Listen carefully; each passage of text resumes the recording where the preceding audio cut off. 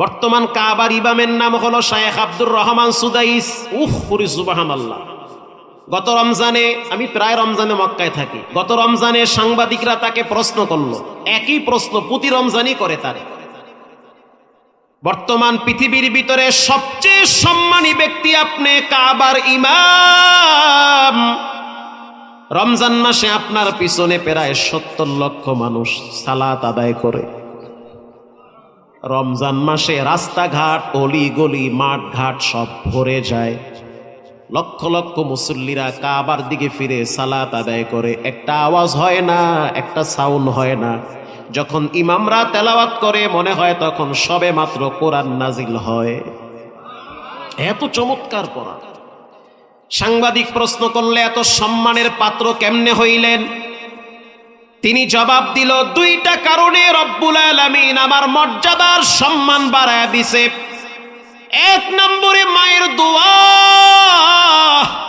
2 নম্বরে কোরআনের বরকত। 1 নম্বরে মায়ের দোয়া কেমনে? বলে আমি যখন ছোট ছিলাম, মাত্র 9 বছর বয়সে আমার বাবা আমারে মাদ্রাসায় ভর্তি করছে। আমার কণ্ঠটা চিকন কণ্ঠ, মায়াবী কণ্ঠ। আমার আব্বা ব্যবসায়ী মানুষ, বাড়ি হলো দাম্মামে। মক্কার থেকে প্রায় 12 থেকে 1400 কিলোমিটার দূর হলো দাম্মাম। ওখানে আমার বাড়ি, গ্রামের বাড়ি, ওখানে বসবাস করি। আমার আব্বা সিদ্ধান্ত নিল, যেহেতু আমার অনেকগুলো ছেলে মেয়ে, ছোট ছেলে এর নাম রাখছে আব্দুর রহমান। আল্লাহর কাছে সবচেয়ে দামি 2টা নাম, একটা হলো আব্দুর রহমান আর একটা হলো আব্দুল্লাহ। বাবায় সিদ্ধান্ত নিল সন্তানটারে মাদ্রাসায় দাও, দিয়ে দিছে মাদ্রাসায়। মাত্র কয়েক পারা মুখস্থ করছি, এর মধ্যেই সংবাদ পাইলাম আমার আব্বা অসুস্থ হয়ে গেছে।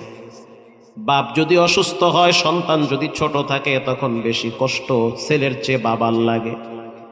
বাবায় যখন বুঝতে পারছে আমার হায়াতের জিন্দেগি বুঝি সমাপ্তি হয়ে যাচ্ছি, বাবায় যখন বুঝতে পারলো আমার হায়াতের সূর্য বুঝি লাল হয়ে গেছে, তখন সন্তানকে পাশে ডাইকা সন্তানের মাথায় হাত বুলাইয়া দিয়ে বলেছে, সন্তান, আমি তো পাক্কা নিয়ত করছি তোমারে কোরআনের হাফেজ বানাবো। দুনিয়ায় যত সম্পদ আল্লাহ আমাকে দিয়েছে তুচ্ছ মনে হয়, যদি তুমি হাফেজ হইতে পারো অন্তত পক্ষে কোরআনের কিছু নেকি আমার কবরে যাবে। বাবার অনেক বড় আশা, বাবায় মারা গেল। আব্দুর রহমান সুদাইসি বলতে আছে, কিছুদিন পর আমি 30 পারা কোরআন মুখস্থ করলাম। শুধু মুখস্থ করি নাই, এক দাঁড়ানে একদিনে 30 পারা আমি শুনায়া দিছি। এটা বাজেও নাই, পেছও লাগে নাই। ব্রেন কাঁচা, গুনার কোনো আলামত নাই। যেই কলবে গুনাহ থাকে না, সেই কলবে মাওলার মারেফতের নূর থাকে। গুনাহমুক্ত কলব, বাচ্চা মানুষ পাপ করে না। মোবাইলের গুনাহ নাই, টিকটকের গুনাহ নাই, পাবজি ফ্রি ফায়ারের কোনো পাপ নাই। ফ্রেশ অন্তর, মুখস্থ হয়ে গেল। মা সিদ্ধান্ত নিল ছেলেটারে নিয়ে উমরায় যাব, আল্লাহর ঘরে গিয়া দোয়া কবুল করায় আনি। আমার মায়ের একটা অভ্যাস, আমি ছোটবেলায় যখন খুব দুষ্টামি করতাম, সাধারণত যারা ব্রেনিয়ান এরা বেশি দুষ্ট হয়। কি? হ্যাঁ, ঠিক কথা। বেশি ব্রেন, বেশি দুষ্ট। সারাদিন পড়ে না, আধা ঘন্টা পইরা একসাথে আধা পারা মুখস্থ শুনায়া দেয়। এমন ছাত্রর লাগে আমরাও পড়ছি। সারাদিন ঠেলি, 1 পৃষ্ঠা হইতে চায় না। পড়া দিতে গেলে পিঠা খাই 3 বেল। আর লগের ডায় দেখি বইয়া বইয়া পায়ের মধ্যে দড়ি বাঁধে। এরপরে দেখি পোকার পায়ের ভিতরে সুতলি বাঁধে।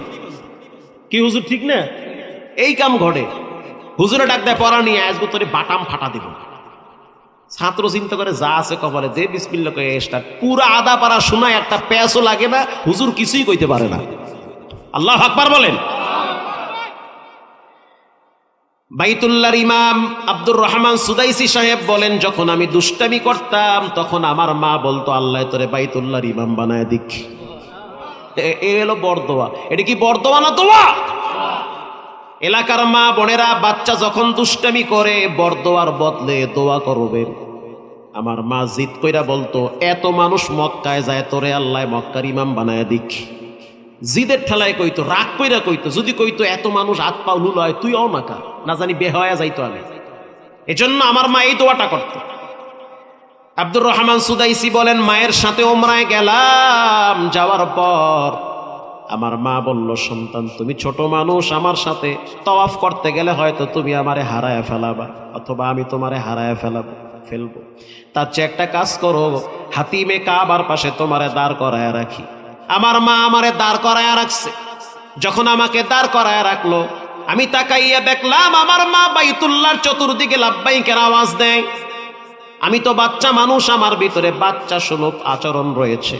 আমি তাকায় দেখলাম সাফা আমার বয়সী অনেক বাচ্চারা খেলাধুলা করে। মায়ের কথা ভুইলা গেছি, আমি দৌড় মাইরা সাফা আমার বাচ্চাদের সাথে খেলাধুলা শুরু করলাম। এদিকে মায়ের তাওয়াফ শেষ হয়ে গেল, হাতিমে কাবার পাশে এসে দেখলো আমি নাই। মা তখন কষ্ট পাইল, বুঝি হারায় গেছি আমি। আমার মা চিন্তা করলো, যদি আমি সন্তানরে খুঁজতে যাই তাহলে সন্তান আমারও খুঁজবে, দুইজনকে পাবো না। তার চেয়ে আমি এখানে দাঁড়ায় থাকি, সন্তান ঘুরে ফিরে এখানে আবার চলে আসবে। বুঝতেছেন?